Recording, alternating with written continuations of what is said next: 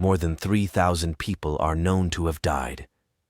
The true number of dead will never be known. 250,000 people lost their homes. Just a few hours after the terrible earthquake, a magazine named Collier's sent a telegraph message to the famous American writer Jack London. They asked Mr. London to go to San Francisco and report about what he saw. He arrived in the city only a few hours after the earthquake. The report he wrote is called "The Story of an Eyewitness." Not in history has a modern city been so completely destroyed. San Francisco is gone. Nothing remains of it but memories and a few homes that were near the edge of the city.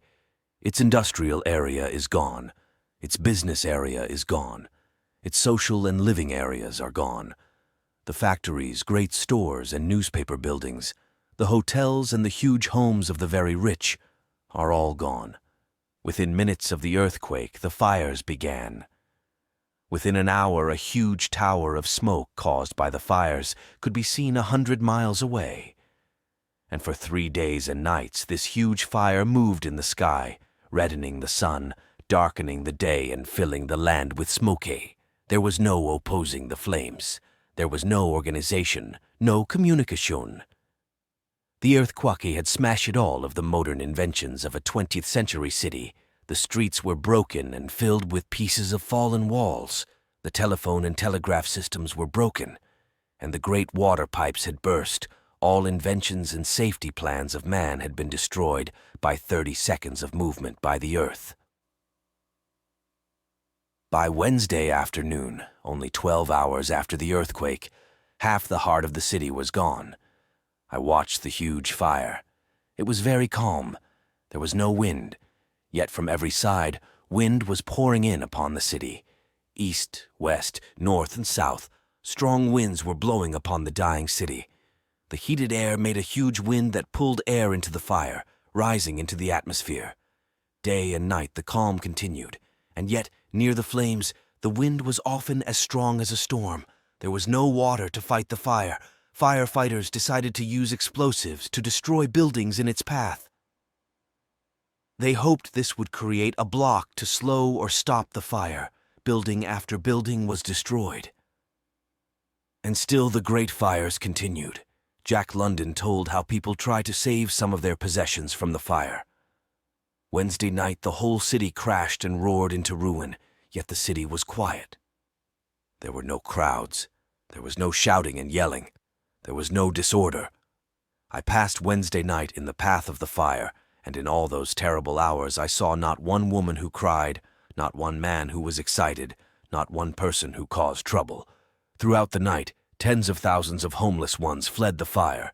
Some were wrapped in blankets. Others carried bedding and dear household treasures. Many of the poor left their homes with everything they could carry. Many of their loads were extremely heavy. Throughout the night, they dropped items they could no longer hold. They left on the street clothing and treasures they had carried for miles. Many carried large boxes called trunks. They held on to these the longest.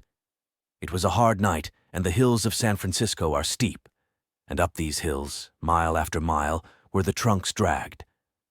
Many a strong man broke his heart that night. Before the march of the fire were soldiers. Their job was to keep the people moving away from the fire. The extremely tired people would arise and struggle up the steep hills, pausing from weakness every 5 or 10 feet. Often, after reaching the top of a heartbreaking hill, they would find the fire was moving at them from a different direction. After working hour after hour through the night to save part of their lives, thousands were forced to leave their trunks and flee. At night I walked down through the very heart of the city. I walked through mile after mile of beautiful buildings. Here was no fire. All was in perfect order. The police patrolled the streets. And yet it was all doomed, all of it. There was no water. The explosives were almost used up, and 2 huge fires were coming toward this part of the city from different directions. 4 hours later, I walked through this same part of the city. Everything still stood as before. And yet there was a change. A rain of ashes was falling. The police had been withdrawn. There were no firemen, no fire engines, and no men using explosives. I stood at the corner of Kearny and Market Streets in the very heart of San Francisco. Nothing could be done. Nothing could be saved. The surrender was complete. It was impossible to guess where the fire would move next. In the early evening, I passed through Union Square. It was packed with refugees. Thousands of them had gone to bed on the grass. Government tents had been set up. Food was being cooked, and the refugees were lining up for free meals. Late that night, I passed Union Square again. 3 sides of the square were in flames. The square, with mountains of trunks, was deserted. The troops, refugees, and all had retreated. The next morning, I sat in front of a home on San Francisco's famous Nob Hill. With me sat Japanese, Italians, Chinese, and Negroes. All about were the huge homes of the very rich. To the east and south of us were advancing 2 huge walls of fire. I went inside one house and talked to the owner. He smiled and said the earthquake had destroyed everything he owned. All he had left was his beautiful house. He looked at me and said, "The fire will be here in 15 minutes." Outside the house, the troops were falling back and forcing the refugees ahead of them. From every side came the roaring of flames, the crashing of walls, and the sound of explosives. Day was trying to dawn through the heavy smoke. A sickly light was creeping over the face of things. When the sun broke through the smoke, it was blood-red and small. The smoke changed color from red to rose to purple. I walked past the broken dome of the City Hall building. This part of the city was already a waste of smoking ruins. Here and there through the smoke came a few men and women. It was like the meeting of a few survivors the day after the world ended. The huge fires continued to burn on. Nothing could stop them. Mr. London walked from place to place in the city, watching the huge fires destroy the city. Nothing could be done to halt the firestorm. In the end, the fire went out by itself because there was nothing left to burn. Jack London finishes his story. All day Thursday and all Thursday night, all day Friday and Friday night, the flames raged on.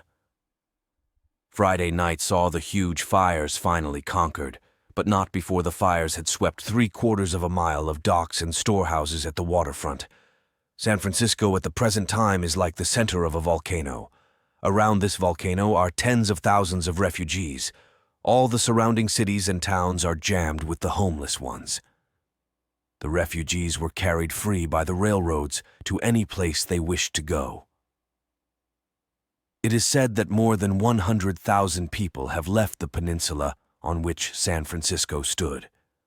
The government has control of the situation, and thanks to the immediate relief given by the whole United States, there is no lack of food.